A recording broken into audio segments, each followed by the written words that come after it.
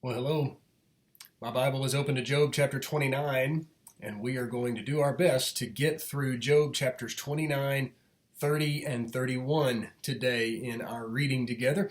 We're not going to read and analyze every expression of every verse of every chapter, but we're going to do the best we can to get the main idea of these three chapters, which form Job's final speech.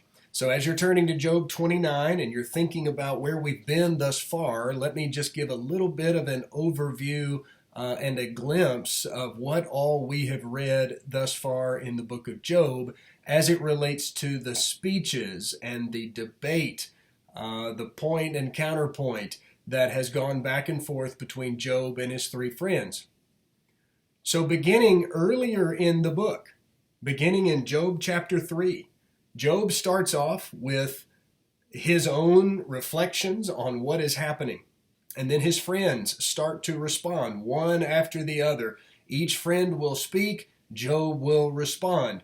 And we've covered a lot of ground in those speeches and in those debates and discussions that they have had. But Job's friends have repeatedly accused him of being evil, of being wicked, of doing wrong, and thus receiving his punishment from God, receiving his reward from God for all of the evil things that he has supposedly done.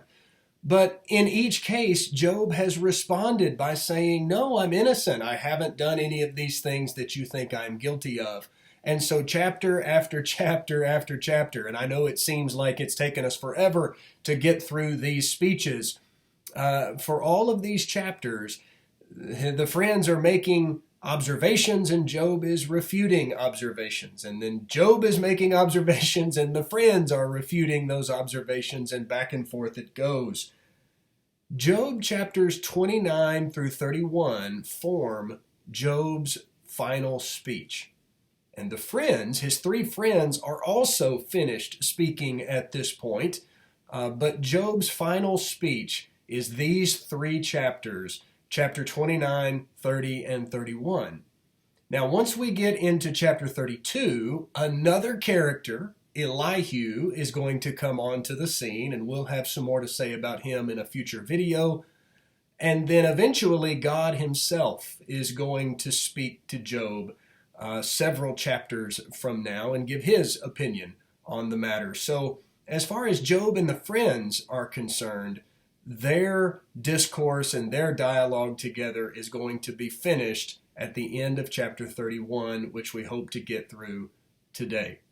Job chapter 29, Job begins his final speech, and he starts off in this chapter by talking about the way things used to be. Back before all of these bad things happened to him, Job had memories of his past and former happiness and condition in life. So look at some of the things that he says. Chapter 29, verse 1, Job continued his discourse saying, "If only I could be as in months gone by, in the days when God watched over me, when his lamp shone above my head, and I walked through darkness by his light. I would be as I was in the days of my youth, when God's friendship rested on my tent, when the Almighty was still with me and my children were around me, when my feet were bathed in curds and the rock poured out streams of oil for me." Job starts off by saying, the way it used to be, I had a great relationship with God. Everything in my relationship with God was good. That was the foundation of all the goodness in my life. And then he says in verses 7 through 10, "When I went out into the city gate, I took my seat in the town square. The young men saw me and withdrew, while older men stood to their feet. City officials stopped talking and covered their mouths with their hands. The noblemen's voices were hushed, and their tongues stuck to the roof of their mouths. When they heard me, they blessed me, and when they saw me, they spoke well of me." Job had this respect among the people in the town. And then he's going to talk about why he garnered that respect. Beginning in verse 11, It says, they blessed me, they spoke well of me, for, verse 12, I rescued the poor who cried out for help, and the fatherless child who had no one to support him. And down all the way through verse 17, he says, these are the reasons why people respected me. These are the reasons why people held me in high esteem. I did all of these good things. I loved people. I cared for people. And he talks about this, this remembrance that he has of the way things used to be. And then to close the chapter, he talks about how his prospects for the future were good because of his relationship with God and his relationship with his fellow man.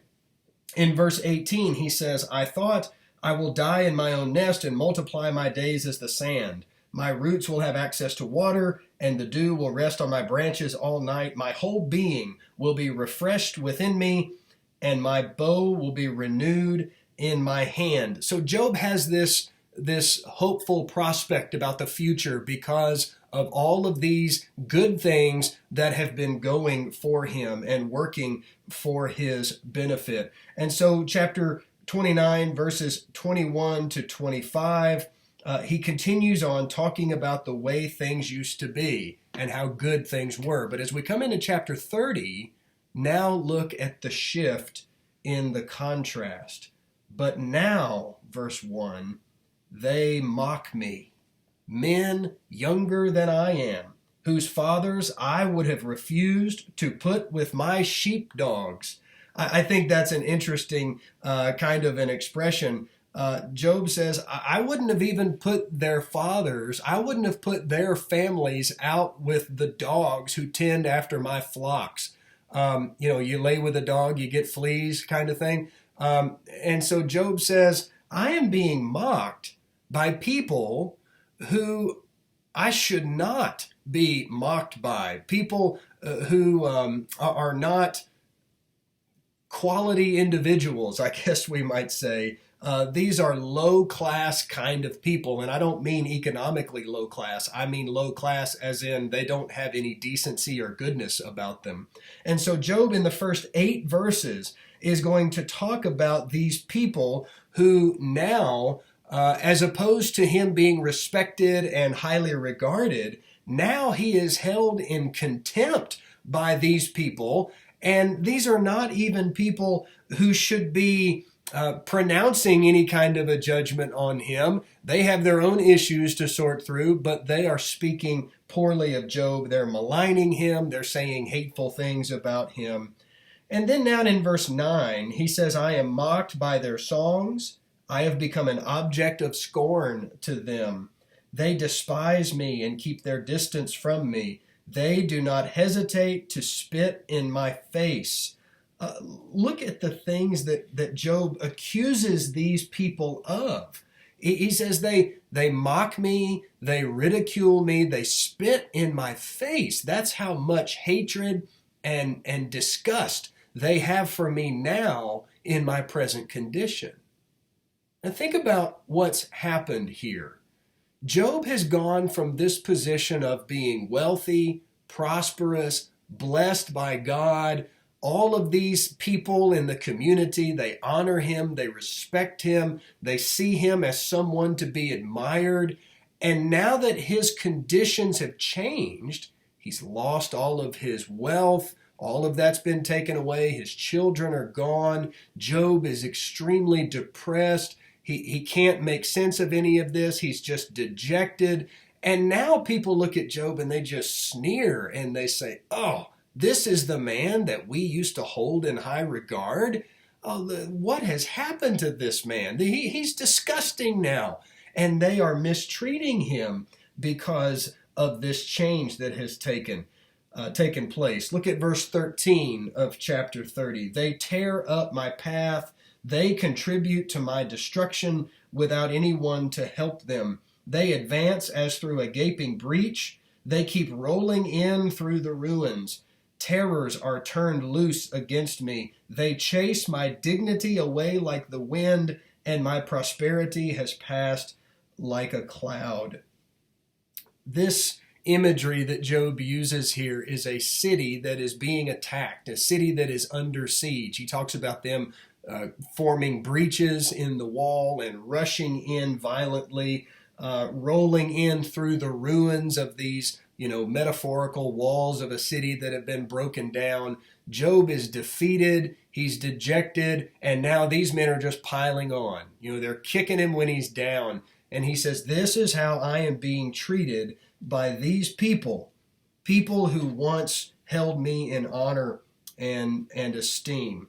Now in verse 16, he says, now my life is poured out before me, and days of suffering have seized me. Night pierces my bones, but my gnawing pains never rest. My clothing is distorted with great force. He chokes me by the neck of my garment. He throws me into the mud, and I have become like dust and ashes. I cry out to you for help, but you do not answer me. When I stand up, you merely look at me. You have turned against me with cruelty. You harass me with your strong hand. You lift me up on the wind and make me ride upon it. You scatter me in the storm. Yes, I know that you will lead me to death, the place appointed for all who live. This condition that Job is in, he says, God is not helping me. God is not responding to me. God is unresponsive, he says in verse 20. I cry out to you for help, but you do not answer me. And not only are you not answering me, I like this imagery that he uses in verse 22. You lift me up on the winds and you make me ride upon it. It's like I'm caught in a storm, or imagine being picked up in a tornado and just being swirled and tossed and then dumped somewhere. And you have no control, no power over this powerful force that is directing you and moving you. And he says, that's how I feel right now. My life has just been turned upside down, and I feel as I've just been picked up and made to ride upon the winds, being tossed to and fro. And he says, I know that God is going to bring me to death, because that's where all of those who live eventually make their way. And now in verse 24, through the rest of the chapter, there is this final contrast between the way things used to be, like he talked about in chapter 29, and the way things currently are, as discussed in chapter 30. Now, let's make our way to chapter 31 now, because this chapter is filled with just raw emotion. And that's not to say that other chapters were not filled with such emotion, but this is Job's final statement. This is his final plea. In this final speech, this is the final section. This is the last thing that Job is going to say on the matter. So Job has gone through this tremendous reversal in his experience, as we've just discussed. Respected, blessed, prosperous, admired.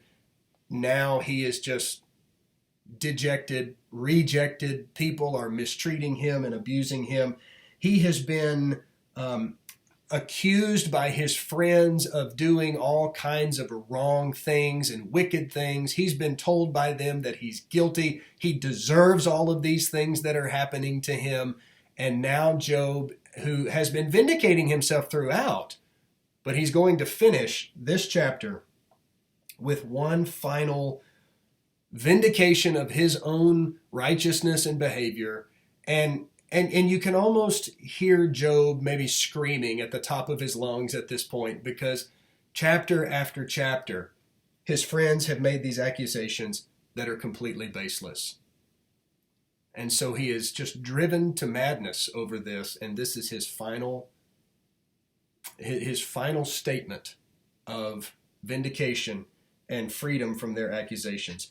So he starts off chapter 31 by talking about how he is innocent of the charge of lust. Chapter 31 and verse 1, he says, I have made a covenant with my eyes. How then could I look at a young woman? For what portion would I have from God above, or what inheritance from the Almighty on high?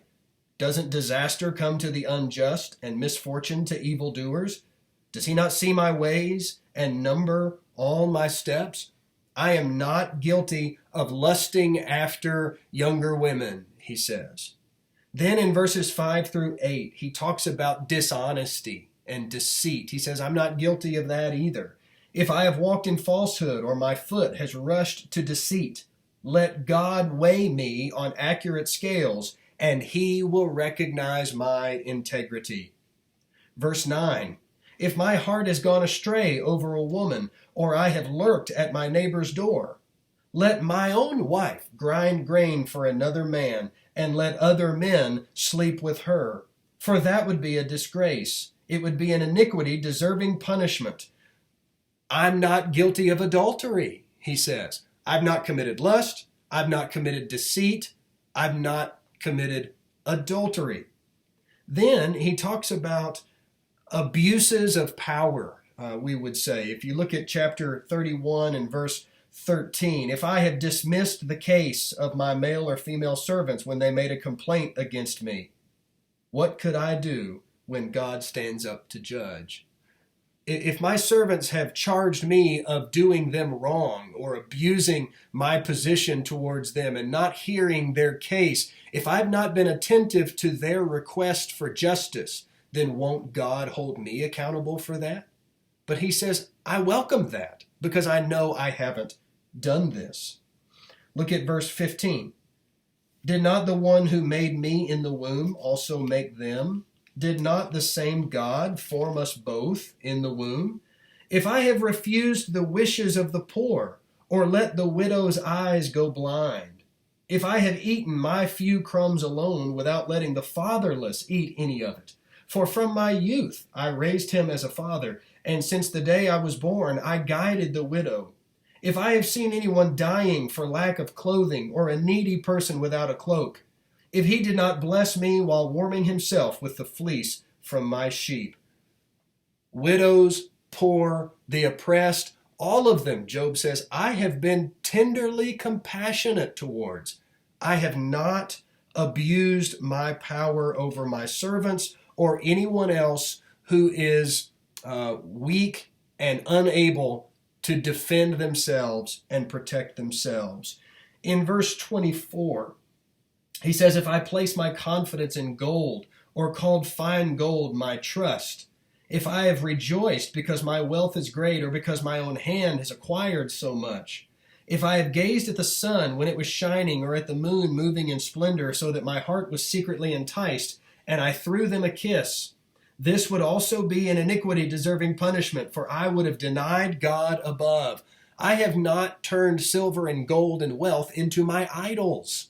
I'm not worshiping those things. I am not giving my loyalty and my allegiance to silver and to gold. In verse 29, he talks about vindictiveness and wanting to get back at others. Verse 29, have I rejoiced over my enemy's distress, or become excited when trouble came his way?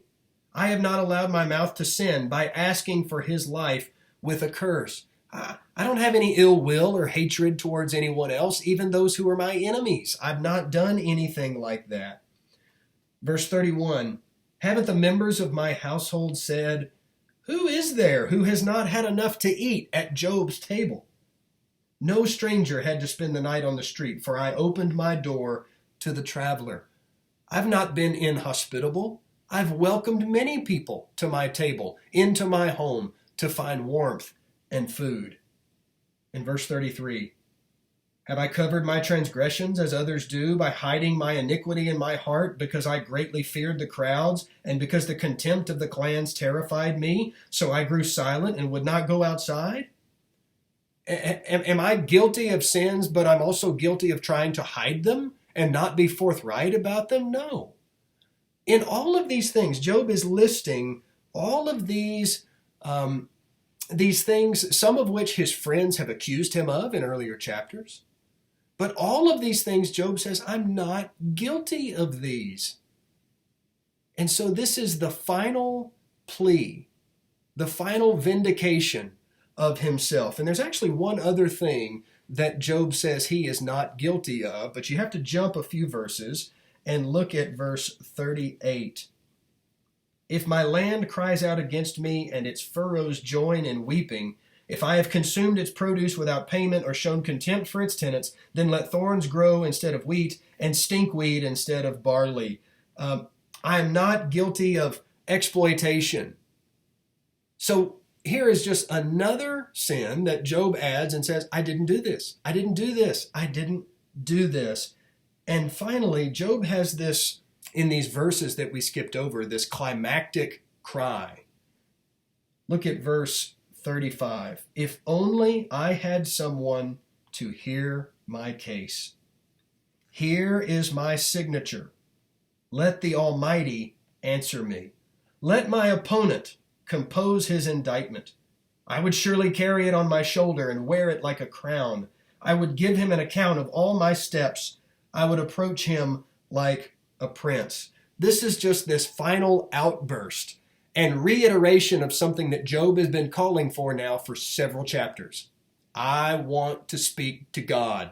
I want to stand before God, and I want God to come in and hear me and listen to my case. And so he finishes this, and at the end of chapter 31 in verse 40, it says, the words of Job are concluded. But it's not just Job's words that are concluded. Chapter 32 and verse 1. So these three men quit answering Job because he was righteous in his own eyes. And then in verse 2, we're introduced to another character, Elihu, a younger man who's going to come in over the next several chapters and give his own assessment of what has been happening. And we're going to save that for a future video. A little bit longer reading today, but thank you for tuning in with me. Hope it's been helpful to you. God bless you.